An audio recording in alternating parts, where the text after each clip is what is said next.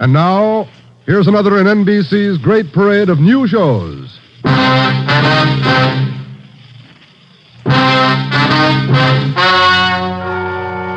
Gentlemen, the story you are about to hear is true.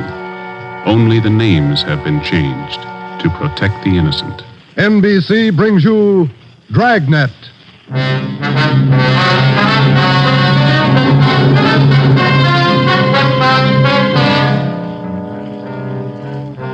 You're a detective sergeant. You're assigned to a homicide detail. A man's wife has suddenly dropped from sight. On the surface, it appears only as a routine missing persons case. You start to investigate. Suspicion grows. There is evidence of possible foul play. Your job, find the woman or find her murderer. Dragnet, the documented drama of an actual crime. Investigated and solved by the men who unrelentingly stand watch on the security of your home, your family, and your life. For the next 30 minutes, in cooperation with the Los Angeles Police Department, you will travel step by step on the side of the law through an actual case transcribed from official police files. From beginning to end, from crime to punishment, Dragnet is the story of your police force in action. It was Wednesday, September 15th. It was warm in Los Angeles. We were working the day watch out of homicide. My partner's Ben Romero. The boss is Ed Backstrand, chief of detectives. My name's Friday. I was on the way back from lunch, and it was 12:56 when I got to room 42. Homicide. Hi, Joe. Waiting for you. Hiya, Ben. Al. Hi. I hear you got something for us. Here's a report right here. Gardener by the name of Eric Kelby called in day before yesterday. Said his wife disappeared from their home out in the valley Sunday night. Says he thinks she left him. That happens every day, Barghetti. Not this way, it doesn't. Walter and I went out yesterday to interview the guy. Story doesn't add. Why not? None of her clothes are missing. None of her luggage. She even left her pocketbook behind, full of money. Found out from the neighbors the missing woman is a 17-year-old boy by a former marriage. So what? An only child. Mother dotes on the kid. Shouldn't even say goodbye to him. How did this Eric Kelby impress you? Pretty grouchy with Walsh and me. No cooperation. Wants to find his wife, doesn't he? I don't know if he does or not. There's no help, I'll tell you that. Can I see that report a minute now? Oh, here you are. Agnes Trumbull Kelby, age 39. Kelby's her second husband. First one died a little after the boy was born. Mm-hmm. Disappeared Sunday night from her home, 546 Belasco Road, between 7 and 8 o'clock. When did Kelby call in? Monday afternoon. Said he thought his wife might be spending the night with her sister. When he found out she wasn't, he called us. Did you meet the boy while you were out there, Borghetti? Yeah, that's another thing. Kid came riding in on a bike while we were talking to one of the neighbors. Tried to talk to him, but the old man came out, hustled him inside the house. Then he starts eating us out. What'd he say? Told us it was our job to find his wife, not to go prying into her stepson's affairs. Well, that's a new slant. How about her friends and relatives around here, Al? Any besides her sister? Walsh located a couple of her aunts. I don't think he's checked them yet, though. I'll tell you, boys, this is one I'll bet on. Maybe. You got the names of Mrs. Kelby's relatives? Oh, yeah. Right over here. Sure wish we had a chance to talk to that boy. Yeah. How's it feel to you, Ben? I don't know. Notice anything else funny about the guy, Al? I don't know. Well, here's those names, Joe. Thanks. Kelby was upset, all right. For some reason, he didn't strike me as reacting the way a normal guy reacts when his wife disappears. All right, Al. How would you react? Barghetti's worrying again. Oh, now listen, boys. It's no fooling matter. This is one I'll bet on. It's a homicide. All right. How about a copy of this report? Yeah, where'll I get the phone? Missing persons, Barghetti. Who's that? Oh, yes. Yes. About what? Oh, sure. All right, son. 4 o'clock. Yeah. Goodbye. That was Kelby's stepson. What'd he want? Thinks something's happened to his mother. In police work, missing persons detail is not a department separate in itself. It is organized as a part of the Homicide Bureau. According to Barghetti, who took the call, the boy said he suspected his stepfather, and he didn't want him to know of any meeting between him and police officers. He would meet the officers that afternoon at 4 p.m. in a restaurant on the corner of Hollywood Boulevard and Fairfax Avenue. At 3:15, Ben and I left the office and drove out to the meeting place, the Dairyland Fountain and Coffee Shop. We arrived there at 3:45. At 8 minutes to 5, the Kelby boys still had not arrived. Youngster's not very prompt. Well, let's wait a little while longer. Yeah. Smoke? Yeah, thanks. Want some more coffee? No, thanks. Well, I guess the boy isn't going to show. Think something's happened? 15 minutes after we left the coffee shop, we drove up in front of the gate of the Kelby Nursery on Velasco Road. The house itself was set well back on the property, which covered about 4 acres. The entire nursery was surrounded by a 6-foot steel wire fence, and it looked like almost every available foot of ground inside was planted with some kind of a flower or shrub. Kelby met us at the gate. Yes? What do you men want? Police officers. Are you Mr. Kelby? Yes, what do you want? Well, if you'll shut those dogs up for a minute, we'd like to ask you a few questions. I'm busy now. Can't you come back tomorrow? Pretty important, Mr. Kelby. I think we better talk right now. All right, if you have to. Red, Giant, down. You two, Jaime. Quiet. All right. Now, what do you want? Mind if we come inside? These watchdogs of mine are pretty vicious. We can talk here at the gate. All right, Mr. Kelby. This is Sergeant Romero. My name's Friday. We've been assigned to look into your wife's disappearance. Oh. Did you find anything yet? Nothing definite. Maybe you can help us. Would you tell us exactly what happened the night your wife disappeared? What do you mean? What happened? Well, when did you last see her? When you first noticed she was gone? We finished up Sunday night dinner about 7 o'clock, and I laid down for a nap. Agnes went out on the front porch for some air. I woke up a little before 8 and went outside to look for her. She was gone. Nobody saw her leave, Mr. Kelby? Not that I know of. Maybe some of our nosy neighbors, I don't know. How about your stepson? Wasn't he around Sunday night? Bruce? No, went out to a show with some other kids. When did he get back from the show? About 10, I think. Why? Where's your stepson now? Who are you looking for, my wife or my stepson? Both, Mr. Kelby. Where's your stepson? Gone. I took him over to my sister's in Alhambra. Been feeling bad since his mother disappeared. Figured the change would do him good. When did you take him over to your sister's, Kelby? This afternoon. What's that got to do with it? We'd like to talk to Bruce. No, I can't allow it. The boy's too upset. I can't allow it. I'm afraid you're going to have to allow it. Listen, mister, you can get off this property right now. No cops giving me sass. Nobody's giving you sass, Kelby. We want to talk to your stepson, that's all. He might give us a clue as to the whereabouts of your wife. And I say you can't see the boy. What's more, you cops couldn't find thorns in a rose patch. I'll get somebody else to look for Agnes. It's my business anyway, nobody else's. It's our business, too, if anything's happened to her. What are you talking about? You better get your coat, Mr. Kelby. We're taking you in for questioning. You come through that gate and I'm going to let these dogs go, accidentally. I'd hate to shoot the dogs. Now go on in the house and get your coat. Eric Kelby turned and made his way up the path and into the house. 5 minutes later, he came out. Without a word to either of us, he came down the path, closed the gate behind him, and got into our car. On the way back to headquarters, he chatted pleasantly about the weather, the nursery business, and his dogs.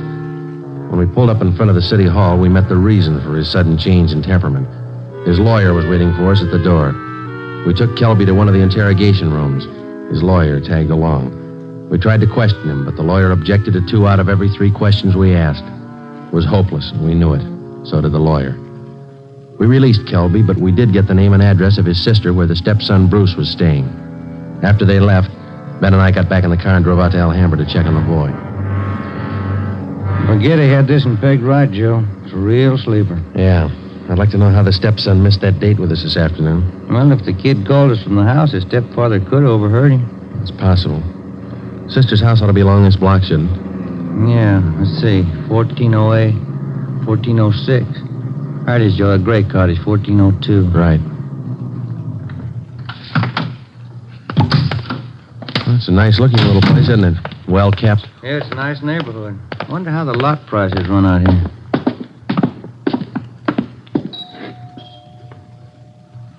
Somebody's coming. Yes, what is it? Police officers, ma'am. Are you Miss Kelby? Bertha Kelby, yes, that's my name. Why? We talked to your brother earlier today, Miss Kelby. He said that you brought his stepson Bruce here to stay for a while. We'd like to see him. Bruce? Yes, he was here till about, an hour and a half ago. I went to the store, and when I came back, he was gone. Have you any idea where he might be, Miss Kelby? Well, I telephoned my brother Eric's place just before you came to the door. He's not there. I don't know where he might be. I'm worried about him. He seems so upset. This business about his mother's disappearance, you know. Would you mind if we came in and looked around, Miss Kelby? Well, no, not at all. We went in and looked the house over from one end to the other. There wasn't a trace of the boy. We drove back to Kelby's nursery and satisfied ourselves the boy wasn't there. Then we came back to Alhambra and we kept an eye on Miss Bertha Kelby's home until midnight. No one came or went. At 5 minutes past midnight, the lights went off in the living room, and a few minutes later, in the back of the house. The next morning, when Ben and I checked in for work as usual at 8 o'clock, we met with Captain of Homicide, Frank Kearney. What makes you two so positive there has been any foul play in this Kelby thing? Well, that's just it, Cap. We're not positive. It's a whole setup. It smells bad. For instance? That lawyer. If a man's innocent, he doesn't need a lawyer to sit with him in the interrogation room and tell him not to answer questions. Number two, that kid's telephone call. Maybe he doesn't get along with his stepfather. It happens, you know. Maybe he's trying to get back at him for something or other. Maybe. Then why is Kelby hiding him out? You sure he's hiding him out? No other way to take it, Cap. The Kelby woman walked away from her home Sunday night. Nobody saw her. She took nothing with her. No clothes, no luggage, no money.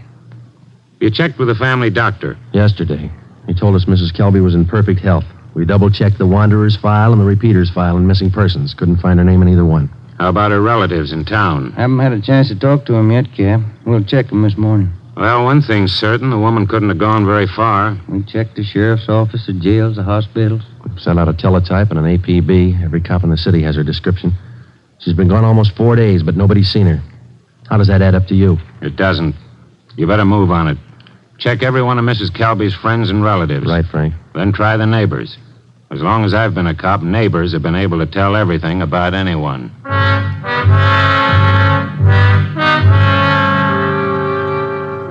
All that day, Ben and I made the rounds. First stop was the Western National Bank, where Mrs. Kelby maintained her account. Her savings statement showed a total balance of $31,564.17. Her separate checking account had a balance of $842.71. At the Farmers Mutual, we found the record of an insurance policy issued to Agnes Trumbull Kelby. It was a 20-pay life policy covering the insured in the amount of $30,000. The beneficiary was listed as the insured son, Bruce Trumbull Kelby, if living upon the receipt of such due proof. If not, the insured's husband, Eric J. Kelby. By the time we finished checking her financial status, the odds were piling up fast. From only casual reports, we knew that Eric Kelby was a frugal man. If he was greedy as well, if he wanted or needed money badly enough to kill, then he had all the motives necessary to murder his wife. Maybe his stepson, too. Ben and I started to make the rounds of Mrs. Kelby's friends and relatives. Our first stop was at the apartment of Agnes Kelby's sister, a talkative maiden lady in her early 60s. Agnes just isn't that kind. Oh, I'm worried sick about this. I really am. And Bruce, the poor lad, he must be heartsick. And Eric, what does Eric say about all this? He says he thinks his wife left him. Left him? Why, that's ridiculous. How strange. Can you think of any good reason why your sister would leave Mr. Kelby? Why, no. They had tiffs, of course, small ones. But, of course, there was that argument about Bruce. The two of them always seem to be arguing about Bruce. How do you mean, ma'am? Oh, well, raising the boy and all, you know. The last time I talked to them, they were tiffing about whether or not Bruce should be paid for working in the nursery for Eric. And the strangest thing, Eric seemed to be so upset about it all. Imagine. All on account of paying the boy a few dollars for good, honest work in that silly nursery. Well, you know, I'm the outspoken kind, and I just told Eric. Eric, I said, don't be an old meanie. Pay the boy. That was the extent of the information which Mrs. Kelby's sister had to offer. Next, we called on an aunt, Mrs. James D. Trumbull, 83 years old. She could hardly understand our questions, let alone answer them. She hadn't seen her niece, Agnes, in a year. After that, we paid a visit to one of Mrs. Kelby's friends, a Mrs. Lillian Humboldt. Well, I'm sorry, Sergeant, but I can't think of any good reason why she would leave him. Unless that silly business about Bruce got out of hand. You know, maybe Eric is just a little jealous of the boy. Next, we called on Daisy McLeod, who worked as a day maid for Mrs. Kelby. Officer, what Mr. and Mrs. Kelby thought, what they said, what they did, it's none of my business. I come in the morning, I do my work, I do it well. I'm not the nosy type, and I don't pry. I take half an hour for lunch, and when I'm through, I take my pay, and I don't expect tips, and I take the bus home. I'm not the peeking through the keyhole kind, sneaking around corners listening. But what I couldn't tell you about that man. Exactly what do you mean, Miss McLeod? Oh, he's a hard man, you know.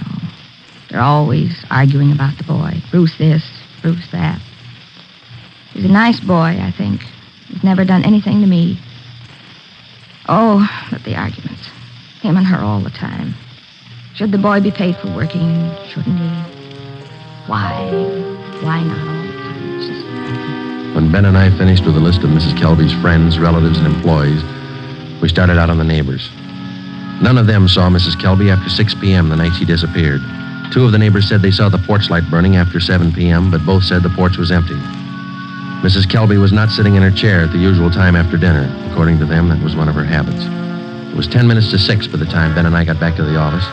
The light was still burning in Captain Kearney's office. Full day, Joe. A lot of mileage. Yeah. Wonder what the captain's hanging around for. Let's find out. Get anything? Pretty good luck, Cap. Good. I've got some more for you. Just walked in 5 minutes ago. What do you mean, Frank? Who walked in? Bruce Kelby. He's waiting in the next room.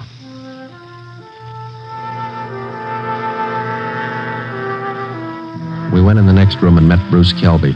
He was small for a 17-year-old, dark-haired, and a little on the sickly side. He told us that he couldn't keep the date he made with us on the phone because his stepfather apparently did overhear the conversation and drove him directly to his sister's home in Alhambra. We asked him why he was so sure that his stepfather was responsible for his mother's sudden disappearance. For one thing, all 3 of us usually go to the early show on Sunday night. Eric, Mom, and me. But last Sunday, Eric said he wasn't feeling good and he wanted Mom to stay home and take care of him. Then he told me to go on ahead to the show, so I did. What time did you get home, son? About 9:30, 9:45. What was your stepfather doing when you got home? Sitting in the living room reading the paper. Did you notice anything unusual about the way he acted? He was nervous and jumpy, more than usual, I think. Anything else? Yes, sir. When I came in through the front yard, I noticed the dogs had mud all over their paws. They'd been out somewhere in the nursery plots. And they won't go out in the plots unless Eric's with them. He doesn't want them to trample the seedlings. What would your stepfather be doing out in the nursery at night? Does he usually do some work at night? No, sir. None of the plots are even lighted. Only the greenhouses. And the paths in the greenhouses are usually graveled, aren't they? No mud around. It's my job to see that the greenhouse paths are kept graveled. I know they're not muddy. I fixed them the day before, Saturday. What do you think it means, son? I don't know. I don't want to think about it. I just know he's done something. He's done something to her. Did your stepfather give you any reason for keeping you away from the police officers the other day? No, sir. He said people were getting nosy, and he said it might be better for me over at Aunt Bertha's. She's his sister. Do you think your Aunt Bertha might know where your mother is? No, we hardly ever see her. We don't know her well at all. We've heard your mother and your stepfather argued about whether you should be paid for your work in the nursery. When I started to work for him, he promised he'd pay me. I was saving up to buy a 31 Model A. And then after a couple of months, when he didn't pay me, I asked him. He told me I ought to be glad to work for him for nothing. And your mother argued with him over that? Sure, it was her money that bought the nursery anyway. How'd you get away from your aunt's place last night? Well, Bertha had some shopping to do, and she left me alone. She locked the door to my room. Even the screen over the window in my room was nailed down, but I kicked it out and got away. I stayed at a friend's house last night. Thought about where you're going to stay tonight? I don't know. But I'm not going home. And I'm not going back to Bertha's place either. I'll get a room. How'd you like to stay at my house a few days? Sure nice of you, sir. Maybe I'd better not. Mom might not like it. Oh, I'll take care of that. Now let's hop out and get some dinner. Sure darn nice of you, sir. All right, son. Come with me.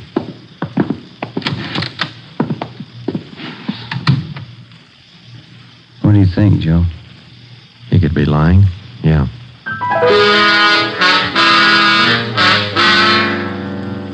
Now what, Cap? Shall we bring Kelby in again? No, not yet. He's found out by now from his sister that the boy's gone. He probably figures the police station is the first place he'd come. Wouldn't do much good pulling him in now, Ben. We couldn't even question him. 10 to 1 his lawyer'd be waiting for us when we got back. That's the problem. How do we get to this Kelby without his lawyer finding out? Well, what about the early morning, Cap? Say tomorrow, about 5 or 6 a.m. Think you'd be looking for us then? Yeah, that might do it. If we can just get by that pack of hounds he owns without waking the whole neighborhood, might work. If we could just question him alone, I got an idea it wouldn't take much to make him cop out. All right, give it a try. Get out there in the early morning and bring him in for questioning as quietly as possible. I'll be in at 6 a.m. If you want me before then, call me at home. All right, Frank. Kelby's got a smart lawyer. It's going to be plenty hard to convict him without a body and corroborating evidence. He's got 4 acres out there, Cap. You can hide a lot of bodies in 4 acres. Well, that's what I mean. This case isn't ending. It's just beginning. The next morning, Ben and I met at the office about a few minutes past 4 a.m. We had a cup of coffee and a donut at an all-night restaurant, and then we started for the Kelby place out on Belasco Road. We took 4 pounds of fresh horse meat with us to keep the dogs quiet if they raised a fuss. It was 28 minutes past 4 when Ben pulled the car to a stop a few hundred feet from the gate to the Kelby nursery.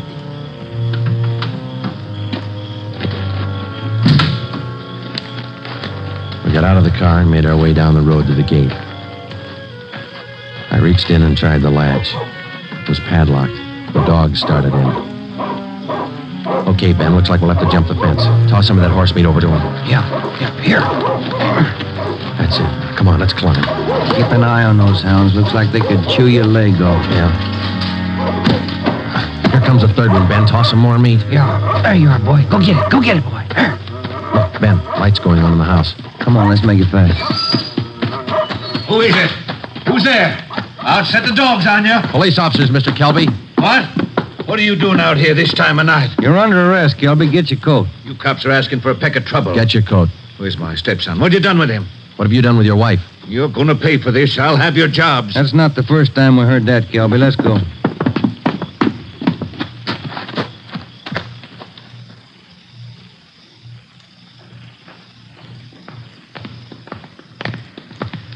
Lights burning in the captain's office. Yeah.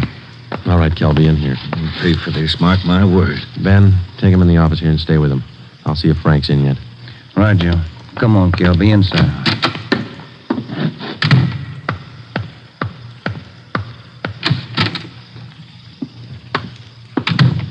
Friday? Did you bring in Kelby? He's down in the interrogation room. Ben's with him. Somebody saw you. Don't think so. They must have. Kelby's lawyer's sitting in the next room.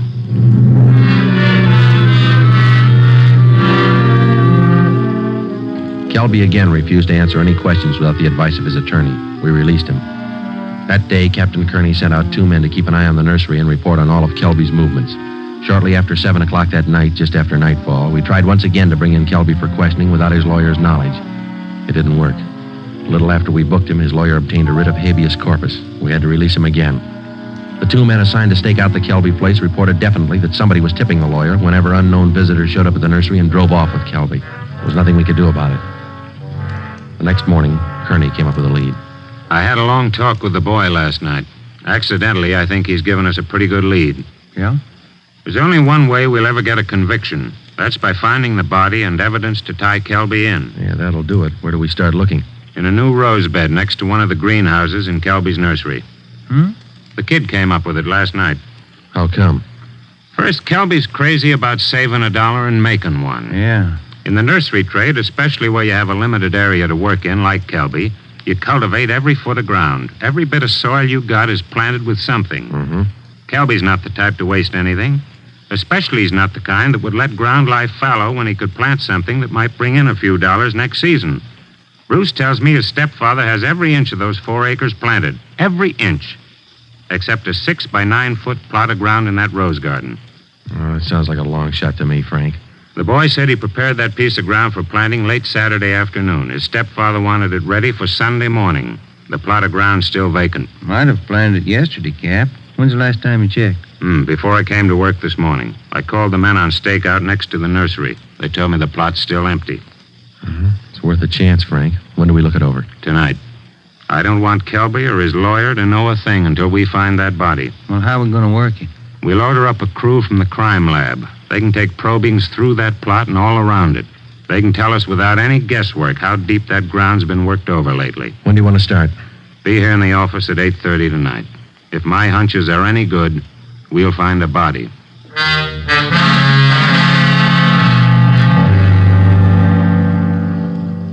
It was 10 minutes past 9 that night when we got to the Kelby place. Lieutenant Lee Jones and his assistants, Kearney, Ben, and 2 other men from homicide. The men on stakeout told us that Kelby had left about 20 minutes before in a dark blue coupe. Ben brought along the usual supply of horse meat for the dogs, so we didn't have any trouble there. We found the empty plot of ground in the rose bed next to the greenhouse, exactly as Bruce described it to Kearney. Ground's been worked over all right, boys. At least 4 to 5 feet down. All right, Lee, let's start digging. Romero, take care of the dogs. Watson, grab one of these shovels. Right, Captain. Hey, Gilbert said these dogs were vicious, didn't he? Yeah, why? Look at these hounds. They're no more vicious than a lively coal. Look. Higgins, get that light over here, will you? Thanks. What is it, Lee? Let me see. Teeth. Set of false teeth. Been in the ground long? Don't think so, judging from the shape they're in. How far down would you say you are, Lee? A couple of feet. Ground's real soft. Lee, come here a minute. What is it? Body. Here's the shoulder. All right, you men over here with Watson. Get the dirt off the face. Romero, you got a picture of the Kelby woman? Yeah, Cap. Let's see. Oh, here it is. Thanks. Get the light down here. Hunch paid off, Frank. That's her.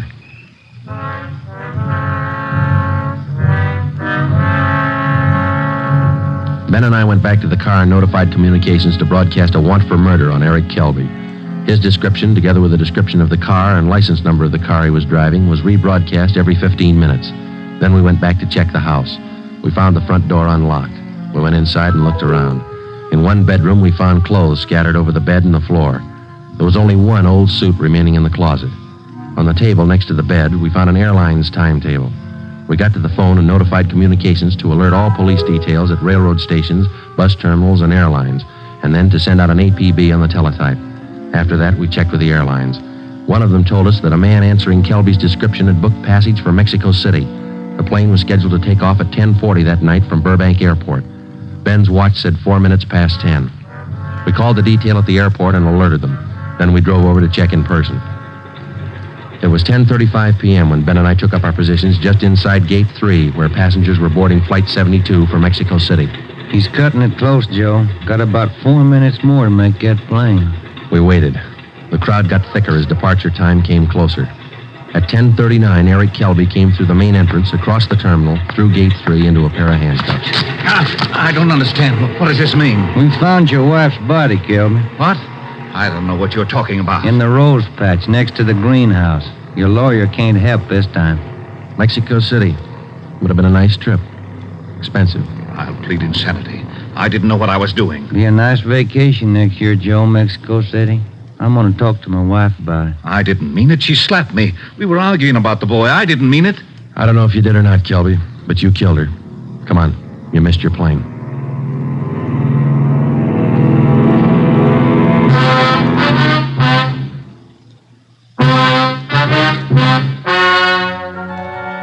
The story you have just heard is true. Only the names were changed to protect the innocent. Eric Kelby was tried and convicted of murder in the first degree. He is now awaiting execution in the lethal gas chamber at the state penitentiary.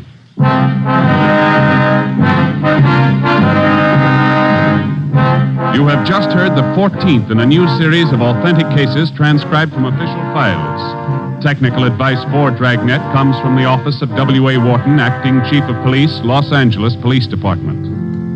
Tonight's program is dedicated to William J. Weston, Jr. of the Washington, D.C. Police Department, who on the evening of March 4th, 1945, gave his life so that yours might be more secure.